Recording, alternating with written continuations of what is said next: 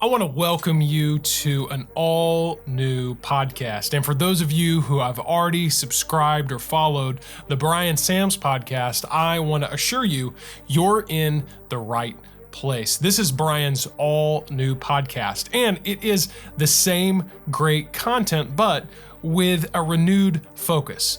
Well, what is that, and what's this podcast all about? It's about advancing the fellowship, partnership, and gospel hope amongst Bible-believing churches and pastors. This is Church Advance with Bryan Samms.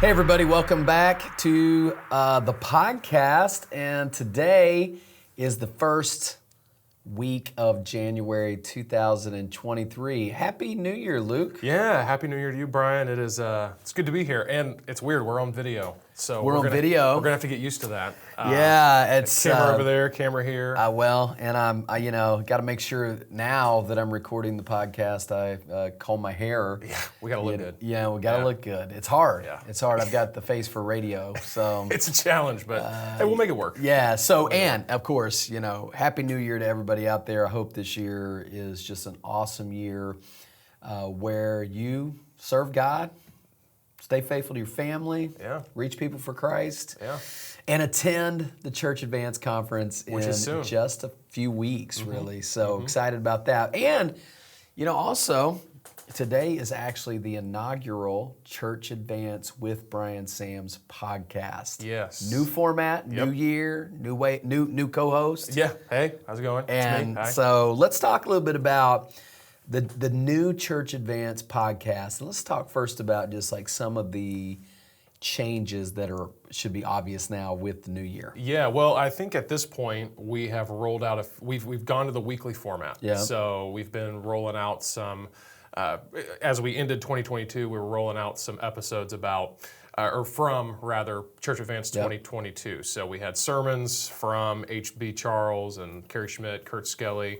I think we also featured some of the virtual content and everything. So just to kind of get people used to the weekly format and so forth. But now we're diving into all new content. New content. And so we're going to get started by I'm going to kind of interview you. Okay. And we're just going to talk about, like you said, Church Advance and your vision. So I got a few questions for you. Let's go. I'm going to dive right into it. So here we go. So the first one is, what kind of inspired you? When it comes to the idea of Church Advance, what was kind of your inspiration behind starting the conference? And now, I hate the word movement, but whatever you want to call it. Something happened that gelled at the conference last year.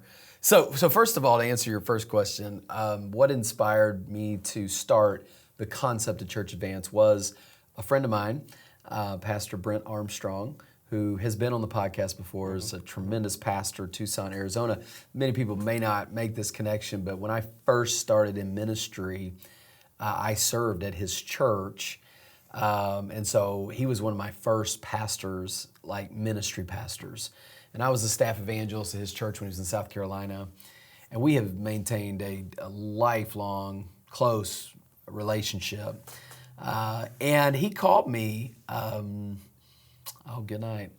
Way back in 2021, maybe, and said, Bryan, I think that we need to have a conference, not just another conference, but a conference that speaks directly to the next generation of pastor leaders, predominantly, not just younger, but newer in their philosophical direction, newer in maybe that they are new in ministry. They're coming out of maybe assistant pastor roles or out of Bible college, they're going to their first ministry. Or of course, guys that have been in it for a while, but they're starting to have a little shift in their mindset on things that we've talked a lot about on this podcast already. Things about what is actually critical to gospel ministry, partnership and fellowship. What is okay? Where is latitude? Where's that space? And he said, I just feel like with your podcast and the audience that you have drawn with this particular subject, that you should have a gathering where you can have a conference with good preaching, panel sessions, discussions. And he said, I think you're the guy, and so here's what I'll do. He said, I'm going to sign our whole staff up, and we'll be the first delegates. And at first I said, hey, okay, let's do it. Let's pick a time in the colder months because people like to come to Florida. And man, we just launched it. Honestly, I thought to myself, if we had 20 guys come, it'd be fun. Maybe we'll just kind of hang out, talk. We kind of had this vision of really we were just going to go get one of our classrooms and just circle up like tables and just meet and chat, talk, have meals together. As it turns out, it was much, much bigger than that. And so that was the inspiration. Just a friend that reached out and said, I think you should do this. And so we did. And then I think the second level of inspiration came actually from the conference itself. I mean, it was better than we expected. It was sweet. It was purposeful. Yeah. The feedback was tremendous. We were expecting, another huge crowd to come back. And so from there, it was like, okay, well, maybe we're really speaking to language. Now we were doing it in the podcast, but I don't want the podcast to just be me sharing my thoughts. I want it to be a place where people can come, grow, learn, fellowship, get help, and it's turned out to be that. So what we decided to do now is basically combine the Church Advance identity into everything that we do. It's, of course, the conference, and it's the podcast now is just gonna highlight that as a identity. And then there will be, of course, coming up this year, more virtual meetings. Yep. And then maybe in the future, who knows where it could go. But it's now kind of become the focus point of all things ministry outside of River City Baptist Church for me. Yeah. Well, we were last night, your daughter spoke. We were saying something about how, we're changing the name of the podcast, and your daughter said, to what? And you said, Church Advance. And she said, Church Advance is once a year. And but honestly, and it was funny for her to say that. But then, we said, well, no, actually, it's something now that we're turning into at least something that's weekly. Yeah. With our weekly episodes. Sure. And then, with whatever else, like and you said, I think it also kind of helped me refine what am I actually trying to do. And if I were to say, what am I really trying to do? We are trying to advance cooperation, fellowship, and unity among Bible-believing churches. And that, underneath of that, the guts of that, really, it's pretty broad. Yeah. And so it is having conversations, I feel like, that bring unity because it's liberating. Yeah. It is liberating pastors from the need to be crippled by men's opinion, by tradition.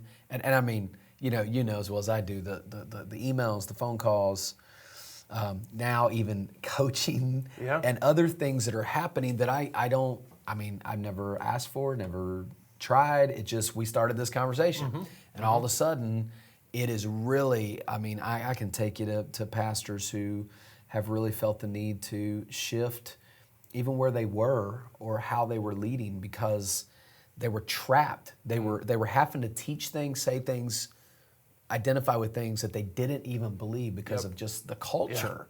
And to know that we had an opportunity to liberate them, to set them on a path where they can not be trapped by the fear of man, but to be intentional, spirit-led, word-centered.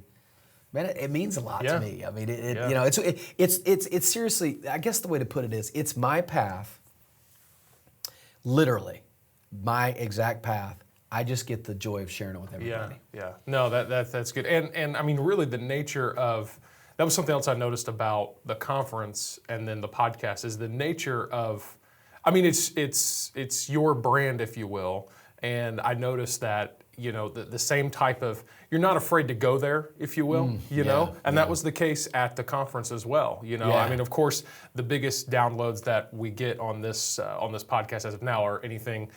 KJV. That was kind of your big, if you will, maybe not the first, but the biggest kind of controversial thing you hit on. Right. And then, I remember we got over to the conference and it wasn't like a big topic, but it was something that you weren't afraid to address and so forth. And it's not that you do it in a spirit of, oh, I just want to be scrappy and fight and whatever. No, it's like you said, it's to liberate people. Yeah. It's to give them the truth. Because in so many ways, they can't even talk about it. Yeah. I mean, I got a guy in my church right now, a member with a family, that just by asking questions related to the King James was literally removed from his church. Wow. Yeah. I mean, he didn't change. He didn't preach from another Bible. He just brought it up. Yeah. So that crippling and paralyzing stranglehold, that if you can talk it out and let it out, and then of course demonstrated in guys that use the King James in our conference, guys who use the English Standard Version in our conference, and myself who would use the New King James, it just is also. It's okay. Yeah, it's okay. Well, I mean, it's Church Advance. It's all about the unity of everybody. Yeah. I mean, Yeah. like you said, we're advancing the gospel here, Yeah. regardless of your preferred translation or music or whatever. Yeah, exactly. And you go, and it's funny, man. I mean, we had. I won't name the name of the college, but we had a former college president of a major IFB branded college at the conference. So you got guys in their 20s. Yep.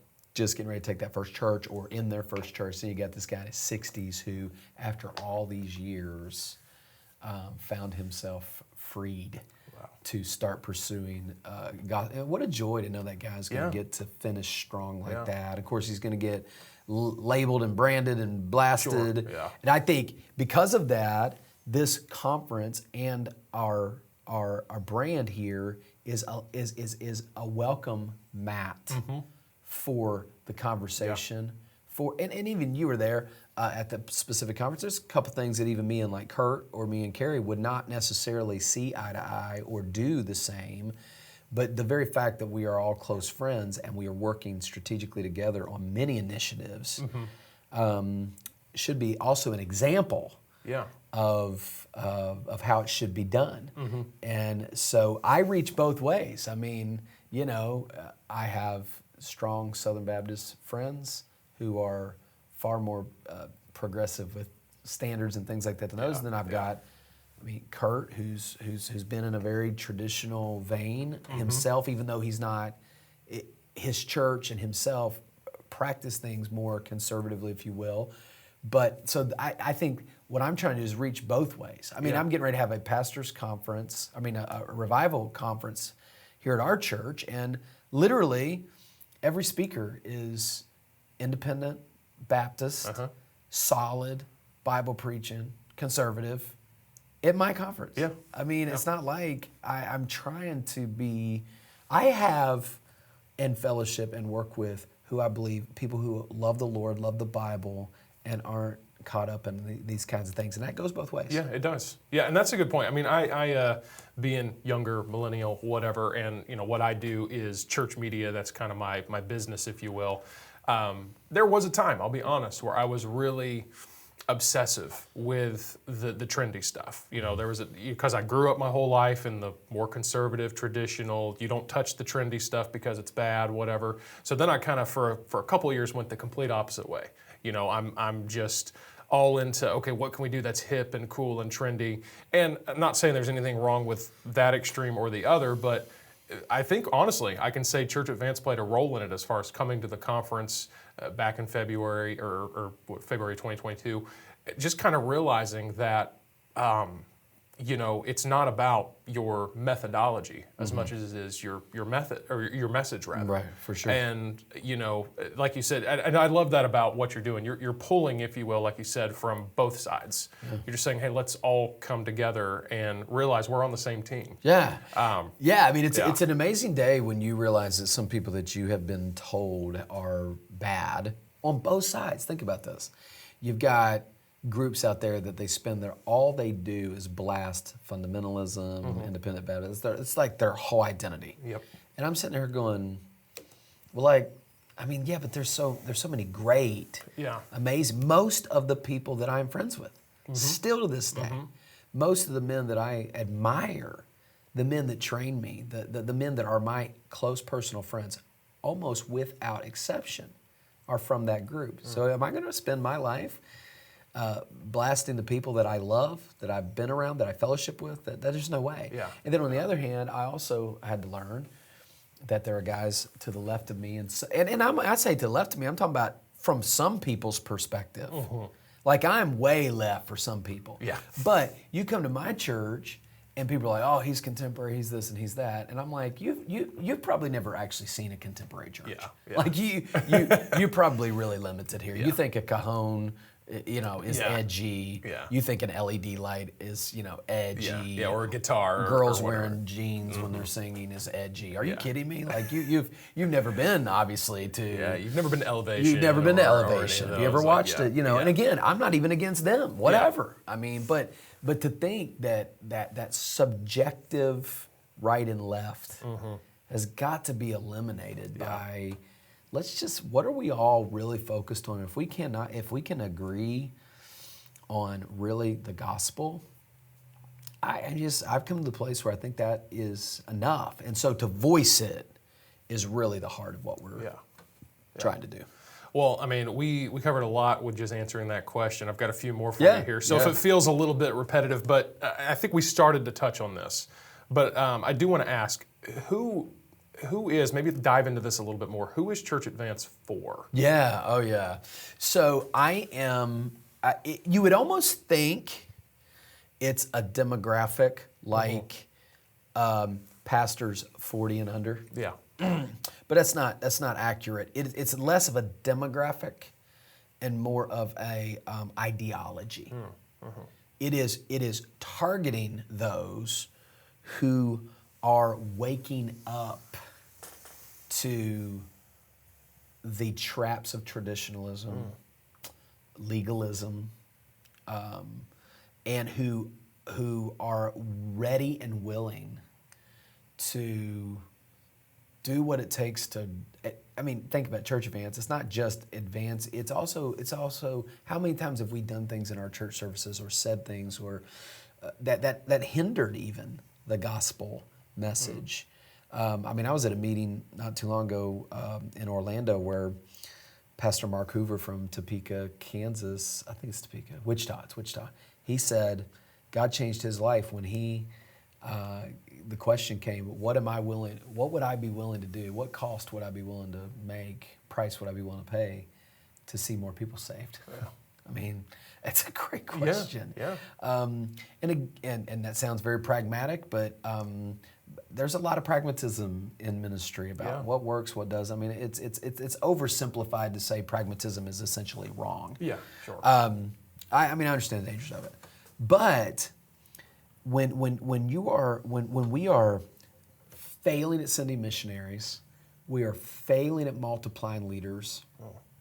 Our Bible colleges, traditional Bible colleges, are sinking in number, dropping off the face of the planet, while we're shooting at each other because one's online and one's not. Yeah. Well, I've heard all of this stuff, and I'm like, guys, are you kidding me? Actually, wouldn't it be better if at the end of the day, I think it would be better if we had a concentrated, moved effort toward being a lot more unified when it comes to pastoral training, being a lot more unified when it comes to shared resources for the gospel. Where in an independent Baptist circle do you find a network of people who are already willing to work together without putting people through a gauntlet of 15 years of deputation, answering questions, dragging their poor families around for 3 years in a van, unloading and loading. I was in a panel one time, and one of the old brothers said, "I think deputation is proven time," and I'm like, I thought proven time was ordination. Yeah. I thought that was what proven time was. Yeah. So all these things I see as weaknesses, and I'm trying to present unity and solutions where, like we're planning 2 churches this year, starting in now. Yeah. Well, I didn't send, my guys aren't going on deputation. That's not going to happen. There's a better way. So those are the concepts. And so again, back to the question, ideologically, it is the people who are looking for a better way to do ministry and to cooperate together and to advance the gospel without concern about all these scruples that everybody carries around with them. Yeah. So. Yeah, and I'll also say, just from being at the conference, I think it's something I've noticed about your ministry as far as what you've done through River City is you've done a lot with kind of reaching guys who maybe had a negative experience in ministry. And you've brought them kind of in, helped them through, I think you've got a good internship program, kind of training them, developing them, helping them recover, honestly. Right. And I've noticed several of those guys that you've brought in and then you've sent them back out. Yep. And for me, I've talked a little bit about my past experience. Wasn't near to the level of maybe what some guys have, but just to be able to see other guys like that, it's just like, hey, I'm not the only one here who's had it rough, if you will, who's had a little bit of a struggle. I think this is significant because I can think of friends that I have that that are in my position or that were kind of went through my same experience in one way or another. I could list off probably at least 10 guys, if not more, and they're not presently what would be categorized as in ministry or whatever. And all that to say, it's really cool to see that as well, like those kind of guys that are being reached, I think, by this podcast, but also through the conference and the whole Church Advance effort. It's definitely something I see like in your heart, a passion that you have. Oh, absolutely. And it's great. Yeah, so that's a whole other element. If I view Church Advance as a concept, a ministerial concept, we've got the pastoral internship here, which ultimately will have two branches. There is the just traditional pastoral internship training.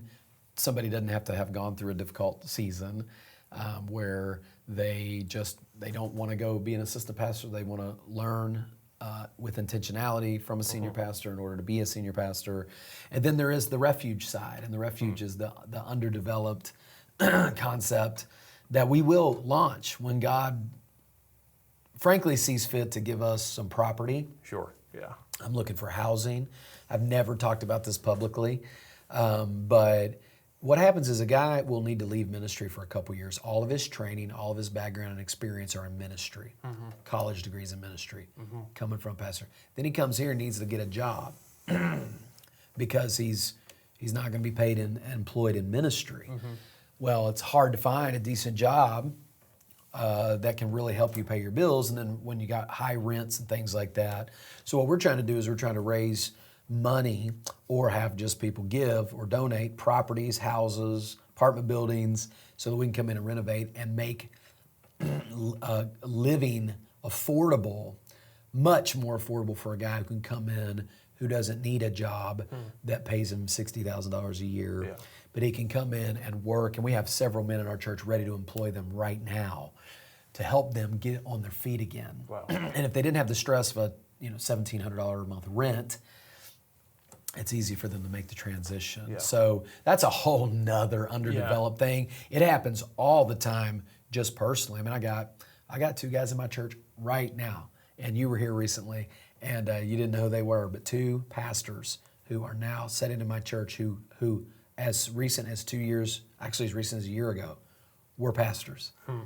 And now they're not. Yeah. And now their families are in our church. And my prayer is that they won't be there for long. Yeah. And so we've got guys like Michael Bennett up in Indiana, Stephen Ashmore in Ohio, Justin Talbert now in Georgia, and Eric McKay also in Ohio. And then our two missionaries are out in Paraguay and in Hong Kong. All of them, each one of the ones I just mentioned, came to us in that condition. Yeah.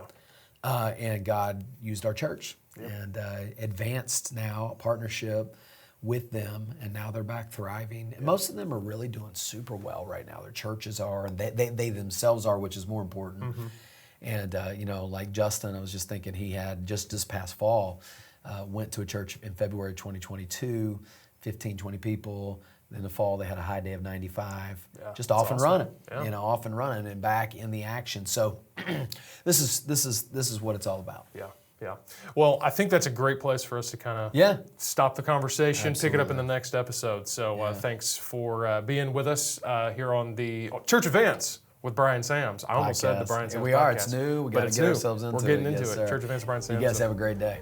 Thanks again for joining us for this episode, and please don't forget to subscribe on YouTube or follow us on Apple Podcasts, Spotify, or wherever you listen to podcasts. We'd also really love it if you take a moment to leave us a 5-star review and then share this podcast with your fellow church leaders or pastor friends. If you'd like to connect with us, send us a question, learn more about Church Advance, head over to bryansamms.com. That's bryansamms.com.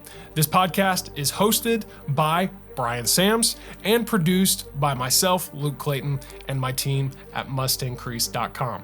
Thanks again for joining us. We look forward to having you join us in the next episode as we continue to advance the fellowship, partnership, and gospel hope amongst Bible-believing pastors and churches right here on Church Advance with Bryan Samms.